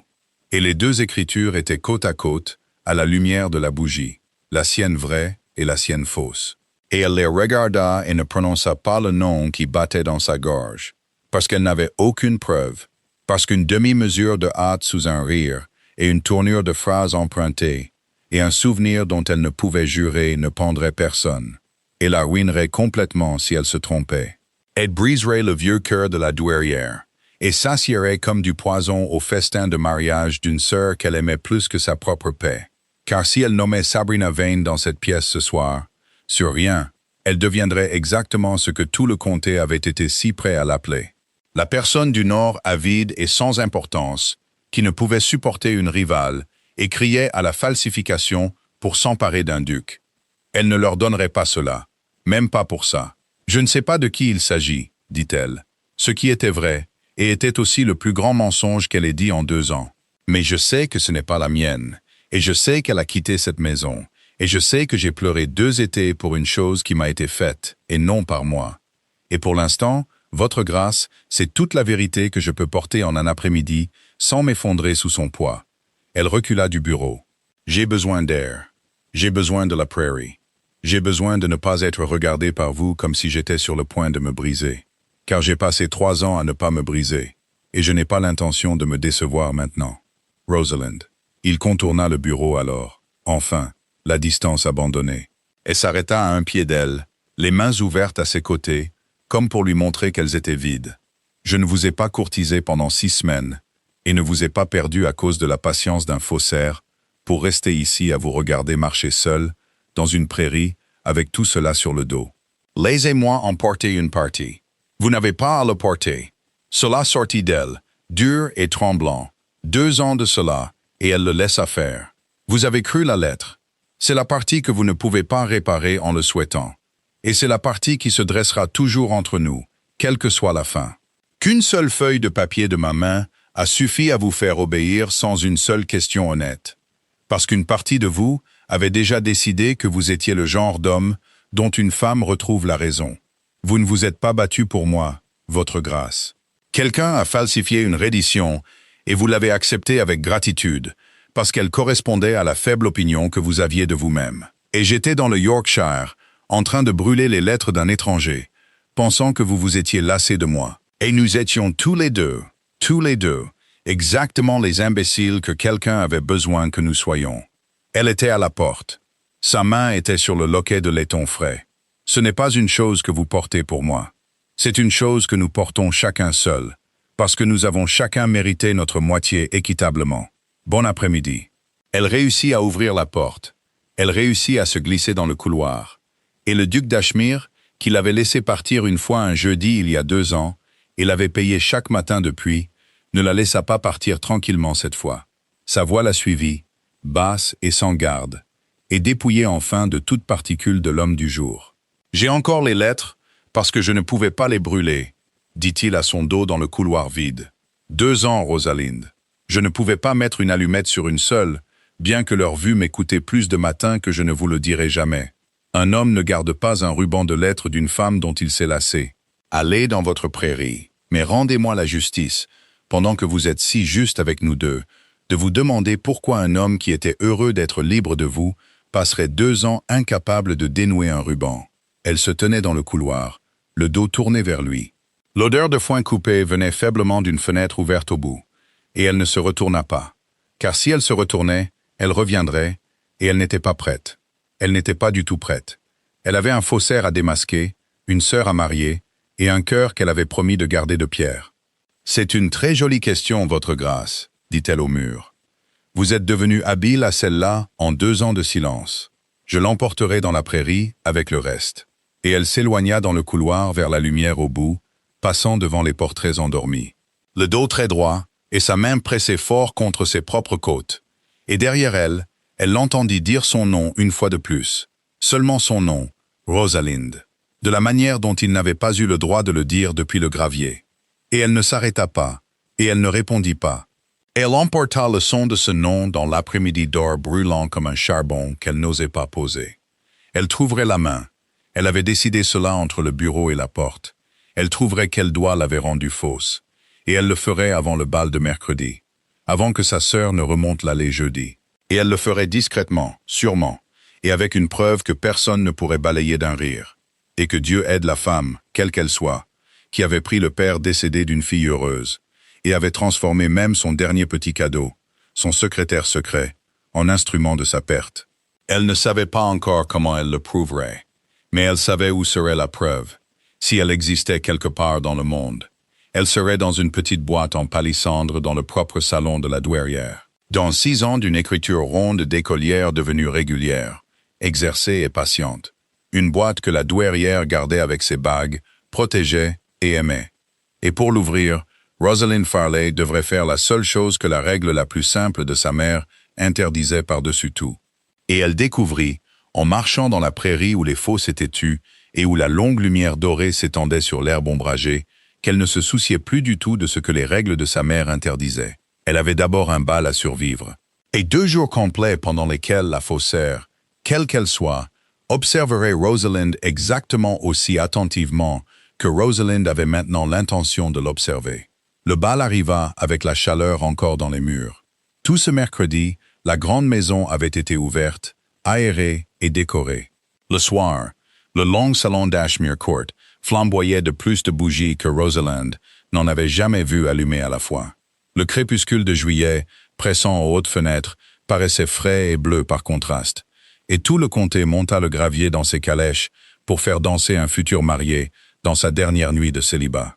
L'air était épais de cire d'abeille, de lys de cerf et de la poudre de 200 personnes, et en dessous, faible à travers une fenêtre ouverte, le foin coupé des prairies en contrebas respirait comme un 5e mur dans la pièce. Rosalind portait la seule bonne robe qu'elle possédait qui convenait. Une soie ambre profonde qui attrapait la lumière des bougies et la retenait. Elle se tenait près de sa mère, près de l'âtre froid, et souriait jusqu'à ce que son visage lui fasse mal. Et regardait Lady Sabrina Vane se déplacer dans la pièce comme une hirondelle dans une grange. « Vous êtes très calme », murmura sa mère derrière son éventail. « Je ne vous fais pas confiance quand vous êtes calme. Votre père était calme précisément ainsi. L'année où il a vendu la jument et ne m'a rien dit jusqu'à ce que ce soit fait. J'admire les fleurs, maman. Vous n'admirez rien du tout. Vous n'avez pas regardé une seule fleur de toute la soirée. Vous avez regardé cette jolie jeune Vane comme un chat regarde un oiseau sur lequel il a déjà pris sa décision. » L'éventail de sa mère s'arrêta. « Rosalind, dansez avec Monsieur Holloway. Maman, il essaye de vous atteindre depuis un quart d'heure. » Et la foule le repousse sans cesse comme de la pâte. La musique commença, une danse de campagne, rapide et joyeuse, exactement le genre que Cecilia aimait. Edmund mena sa fiancée, rouge et riante, et la pièce s'anima pour eux. Et un instant, même Rosalind oublia la boîte, la main et les 2 ans, et aima simplement sa sœur qui était radieuse, qui avait attendu si longtemps pour être si heureuse. Puis une ombre tomba le long de l'ambre de sa manche. Elle se tourna, et le duc d'Ashmere se tenait devant elle, la main pas tout à fait offerte, correcte jusqu'au dernier centimètre de lui, en bleu foncé. Et tout le comté qui regardait retint son souffle. « Mademoiselle Farley, dit-il, le quadrille se forme. Je n'ai aucun droit de demander, et tous les yeux dans cette pièce comptent sur le fait que je ne l'ai pas. Prendrez-vous cela comme une raison de me refuser, ou une raison d'être perverse? Vous apprenez à appâter un hameçon, votre grâce. » Elle mit sa main dans la sienne. « Je trouve que je ne peux pas résister à un bien placé. C'est un grave défaut de mon caractère. » Ils descendirent le quadrille ensemble. La chaleur de sa main traversa son gant. Les bougies tournoyèrent, et la pièce vit la fille du vendredi danser avec le duc qui l'avait rejeté, et en fit ce qu'il lui plut. Rosalind s'en moquait. Elle avait pour ses 8 mesures un usage pour lui. Elle a exercé une main jusqu'à ce que ses doigts lui fassent mal, dit-elle, bas, alors que la figure les rapprochait. Votre mère lui a appris, 6 ans de cela, gardé dans une boîte avec les bagues. Julian. Le nom sortit avant qu'elle ne puisse l'arrêter. Aucun d'eux ne le reconnut. Et tous les deux l'entendirent. J'ai besoin d'une heure où elle est surveillée par 200 personnes et ne peut pas me suivre. Donnez-moi le bal. Faites-la danser. Pouvez-vous faire ça? Son visage ne changea pas. Seule sa main se resserra une fois sur la sienne, fortement, et lâcha prise alors que la figure les séparait. J'ai été dirigé par cette femme depuis que je suis un garçon, dit-il en revenant. Ce sera un rare plaisir de la diriger à mon tour. Partez quand le deuxième quadrille se formera. Je l'aurai à mon bras avant que la musique ne s'arrête, et elle ne s'en détachera pas tant que j'aurai du souffle. Vous avez pensé où? Le salon jaune. Le cabinet près de la cheminée. Il est fermé à clé. Alors c'est une chance, dit Rosalind. Mais votre mère m'a fait venir ce matin, et j'ai noté exactement où elle garde la clé. Elle s'enfonça dans la révérence qui terminait le quadrille, se releva et lui sourit avec tout le comté qui regardait. Merci pour la danse, votre grâce. Vous êtes plus léger sur vos pieds qu'un homme de votre dignité n'a le droit de l'être. Je contiens des multitudes, dit le duc gravement, la plupart regrettables. Il la quitta de son bras et se tourna infailliblement vers la mousseline bleue céleste, qui dérivait déjà avec espoir dans sa direction. Rosalind ne courut pas. Elle avait appris à 24 ans qu'une femme qui ne se presse pas est une femme que personne ne pense à surveiller. Elle prit un verre qu'elle ne but pas. Elle admira les fleurs des bancs avec la femme du vicaire. Elle laissa le deuxième quadrille attirer l'attention de la salle vers le haut de la piste, où le duc d'Ashmere menait étonnamment Lady Sabrina Vane, au grand plaisir de toutes les marieuses présentes. Et puis, au moment où la musique enfla, et que tous les visages se tournèrent vers ce couple brillant, elle passa par une porte latérale, dans l'obscurité soudaine du passage, et marcha rapidement et silencieusement maintenant vers le salon jaune. Il y faisait frais et noir, sauf pour la lune. Et ça sentait la chaleur morte de la journée et le pot pourri que la douairière gardait dans un bol chinois. Rosalind trouva la clé là où la main de la vieille femme était allée ce matin, derrière l'horloge. Une petite chose de fer froid. Elle s'agenouilla devant le cabinet près de l'âtre vide. Ses doigts n'étaient pas tout à fait stables. La serrure céda avec un petit bruit, très fort dans le silence. À l'intérieur, la boîte en palissandre, et derrière elle, empilée, une rangée de minces cahiers d'écoliers reliés en papier marbré délavé. 6 d'entre eux, usés au coin par les mains d'une jeune fille au fil des ans. Elle les emporta à la fenêtre pour la lune. Le premier était une grande écriture ronde et soignée d'enfant. Le renard brun rapide. Le nom d'un poney ancré dans une fioriture tremblante, daté de la main nette d'une gouvernante, il y a 9 ans. Le deuxième était meilleur, le troisième encore meilleur. Et à travers eux, Rosalind regarda la main de Sabrina Vane grandir, la regarda se stabiliser, s'égaliser et devenir la chose exercée, patiente et belle qui remplissait la boîte de la douairière. Et sa poitrine se serra, car c'était une main qui avait été entraînée jusqu'à pouvoir devenir n'importe quoi. Le dernier cahier était plus récent que les autres. Le papier marbré n'avait pas encore délavé. Elle l'ouvrit et la lune tomba blanche sur la page. Et Rosalind Farley cessa de respirer. Son propre nom la regardait. Rosalind Farley. Rosalind Farley. Une page entière. Puis ses propres arts, étriqués, pratiqués seuls en rangée. Et ses propres T, barrés haut et fort. Et des phrases. Je vous ai enfin compris. Je suis reconnaissante d'avoir été épargnée. Copiée encore et encore d'une écriture montant gamme par gamme, de celle de Sabrina vers celle de Rosalind. Exactement comme un chanteur monte vers une note. Jusqu'à ce que sur la dernière ligne exercée, les deux écritures se rencontrent et ne fassent plus qu'une. Et c'était entièrement celle de Rosalind, écrite par une main qui n'était pas la sienne. Je me demandais, dit une voix depuis l'embrasure de la porte, légère, claire et sans aucune hâte, combien de temps cela vous prendrait? Rosalind ne sursauta pas. Elle avait passé 2 ans à apprendre à ne pas le faire. Elle referma le cahier sur son propre nom répété et se tourna. Lady Sabrina Vane se tenait dans le salon jaune dans sa mousseline bleue céleste, avec la lune sur ses boucles sombres, ayant réussi à échapper à un duc et à 200 observateurs, souriant du sourire serein d'une fille que le monde n'avait jamais refusée. La musique joue toujours, dit Rosalind. Vous avez dansé très brièvement, Lady Sabrina. J'ai marché sur le pied d'Ashmir, et j'ai prétexté un point de côté. Sabrina entra et ferma doucement la porte derrière elle. Le clic du loquet fut la chose la plus forte dans la pièce. C'est un amour, mais il se croit subtil, et un homme qui n'a jamais de sa vie été dirigé ne peut pas reconnaître l'article quand on le lui offre. Il m'a guidé sur la piste comme une péniche dans une écluse. J'ai su en 1 minute que vous étiez allé quelque part où vous n'auriez pas dû. Elle pencha la tête. Vous avez mes vieux cahiers. Comme c'est ennuyeux de ma part de les avoir gardés. On est sentimental à propos de sa jeunesse. Vous n'êtes pas du tout sentimental. La voix de Rosaline sortit plate, stable et froide. Et elle était reconnaissante de ce froid. C'était la seule chose qui la tenait debout. Vous les avez gardés parce que vous en êtes fiers. Vous avez fait un travail fin, patient et cruel il y a 2 étés. Et il n'y a personne au monde à qui vous pouvez le montrer. Et cela a été un chagrin pour vous, n'est-ce pas? Tout ce temps, être si intelligente et ne jamais saluer. Quelque chose vacilla sur le joli visage de Sabrina. La même ombre d'un nuage traversant un mur. Là, et disparut. Et cette fois, elle le laissa venir. Et ce qu'il y avait en dessous n'était pas de la honte du tout. C'était du plaisir. C'était un beau travail, dit-elle. La simple confession, offerte si légèrement dans la pièce au clair de lune, était pire que n'importe quel déni aurait pu l'être. Rosaline la sentit entrer en elle, comme le froid du hall de marbre. « Dites-moi, dit-elle, vous le voulez depuis 2 ans. Dites-moi, et finissons-en. » Sabrina dériva vers la fenêtre, imperturbable, et regarda la nuit bleue, les mains lâches à ses côtés. « Vous m'avez montré le secrétaire vous-même, dit-elle, sur la terrasse de l'Assemblée, cette nuit chaude. Vous vous souvenez? Vous aviez bu un verre de ratafia de trop sur le bonheur. Et vous en débordiez, le duc ceci et le duc cela. Et j'étais si gentille, n'étais-je pas si intéressé? Et vous avez pris ma main et m'avez tiré à l'écart comme une sœur, et m'avez montré le petit double fond que votre père vous avait fait voir.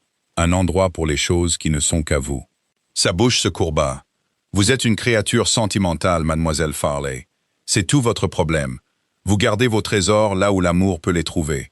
Et l'amour dans ce comté m'est toujours revenu. Il ne vous aimait pas. »« Non, » convint Sabrina sans chaleur. « Mais la douairière, si. Et la terre, si. Et toute la forme du monde disait « Ashmir est vain. » Tout le monde le disait. Tout le monde sauf lui. Et une personne verte et sans importance d'un coin humide du comté, avec une jolie façon d'écouter, lui avait tourné la tête en 6 semaines et avait défait 30 ans de tout le monde.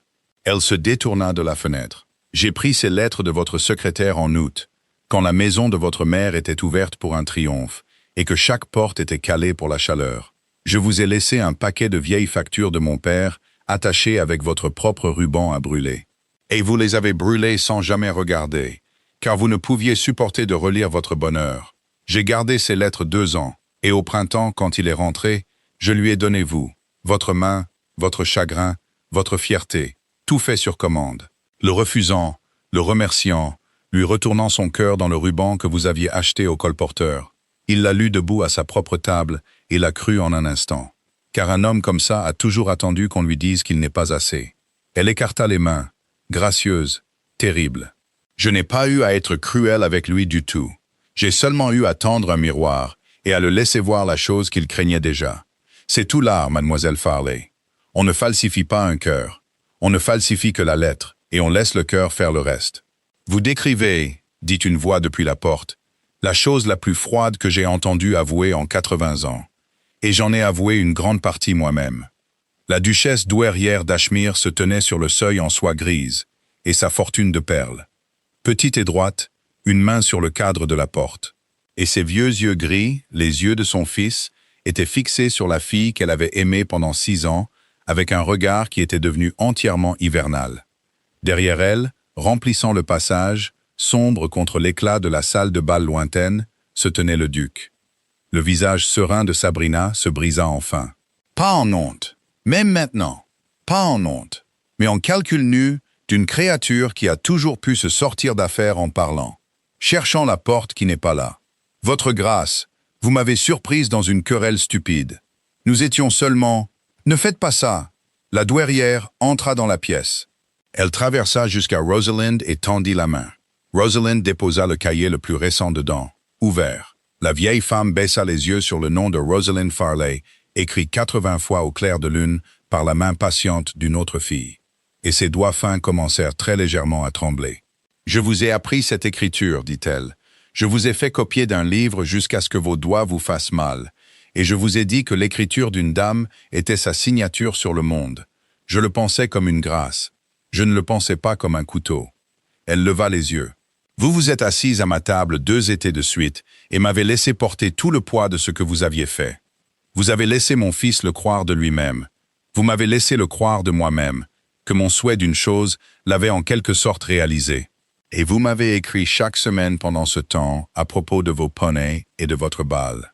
Et j'ai gardé vos lettres dans la boîte avec mes bagues. » Sa voix ne s'éleva pas. Elle devint, si possible, plus calme. Et le calme était terrible. « Sortez de ma maison, Sabrina. »« Dieu, maman, vous ne m'appellerez rien. » Le menton de la douairière se leva. « Vous serez parti avant la fin de la musique. On dira à votre cocher que votre père est malade, et le comté vous plaindra. Et vous le laisserez faire.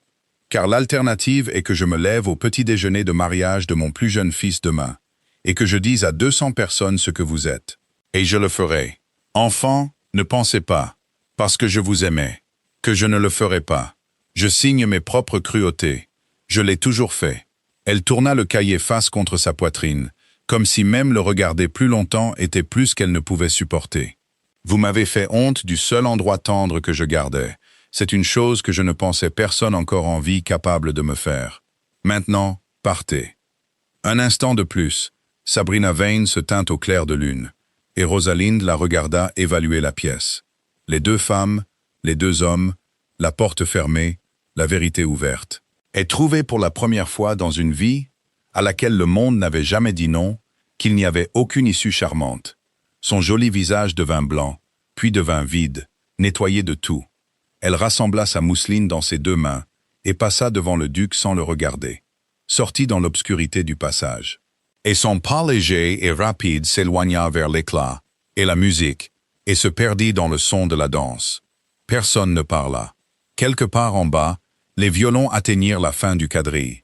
La salle éclata en applaudissements et en rires chaleureux. La voix joyeuse d'Edmund s'éleva, en demandant un autre. Et celle de Cecilia lui répondit, claire comme une cloche. Tout continuait exactement comme avant, rien de tout cela ne sachant.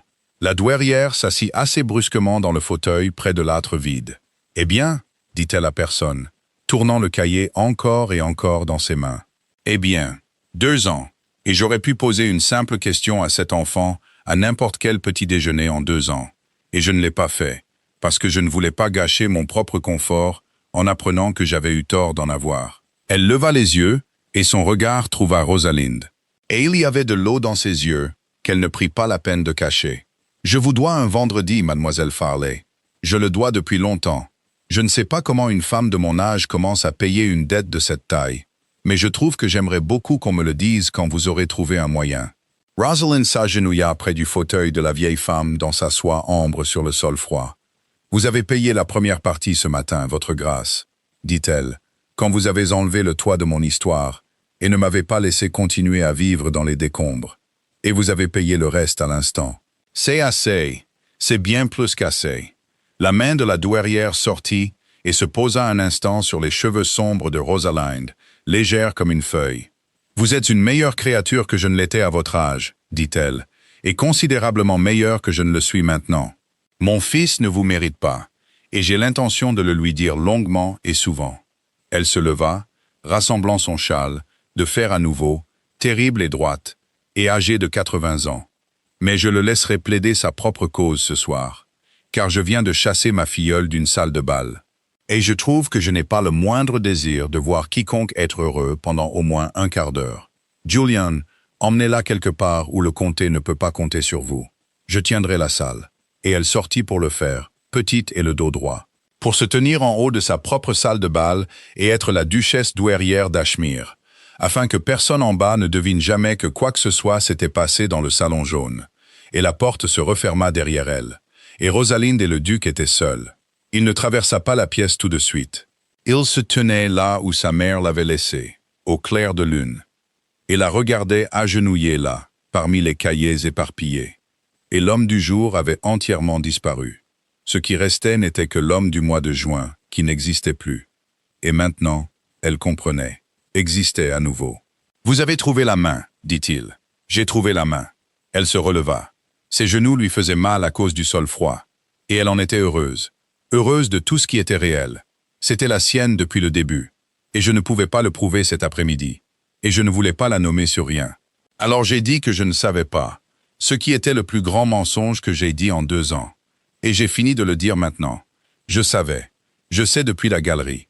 Je ne voulais simplement pas donner au comté une personne du Nord avide et sans importance, criant à la falsification pour s'emparer d'un duc. Je ne serais pas cette femme, même pour être libre. Non, dit-il, vous ne le seriez pas. Vous préféreriez le porter seul, plutôt que d'être considérée comme petite. Vous avez toujours... Il s'arrêta. Il s'approcha d'elle, enfin, à travers la pièce éclairée par la lune, et s'arrêta à un pied d'elle, les mains ouvertes à ses côtés, comme il s'était tenu dans la roseraie, lui montrant qu'elles étaient vides.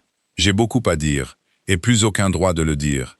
Vous me l'avez dit à votre propre table le premier soir, d'un regard par-dessus les bougies.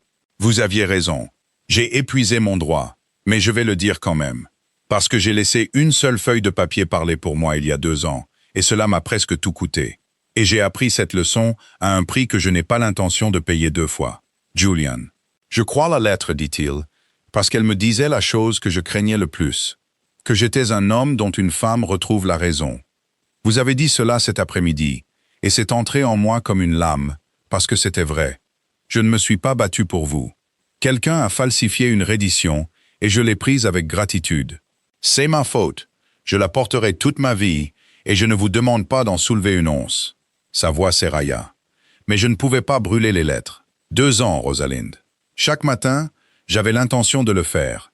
Et chaque matin, je ne pouvais pas mettre une allumette sur une seule.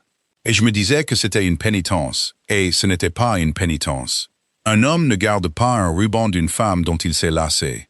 Je les ai gardés, parce que je vous ai aimé sans pause, ni profit, ni le moindre espoir de retour depuis 1 mois de juin que vous pensiez être en cendres. Et je continue de vous aimer, et je continuerai. Quoi que vous me disiez dans cette pièce ce soir. Mais je préférerais, Dieu sait, que vous disiez la chose qui me permette d'arrêter d'être si silencieux à ce sujet. La musique recommença en bas, lointaine et douce. Le foin entrait par la fenêtre ouverte. Et Rosalind se tenait dans la soie ambre avec 2 ans qui s'effondraient autour d'elle dans le noir, et découvrit que la pierre qu'elle avait promis à son propre cœur d'être n'avait été, depuis le début, qu'une pierre posée sur une source. Et la source ne se souciait pas du tout de ce qu'elle avait promis. « Vous me demandez, dit-elle, et sa voix n'était pas stable, et elle la laissa ne pas l'être, de vous pardonner d'avoir cru un mensonge construit par un expert pour être cru. Ce n'est pas si difficile. J'en ai cru un aussi. J'ai brûlé les lettres d'un étranger dans la cheminée de ma tante, et je vous ai pleuré pendant 2 étés.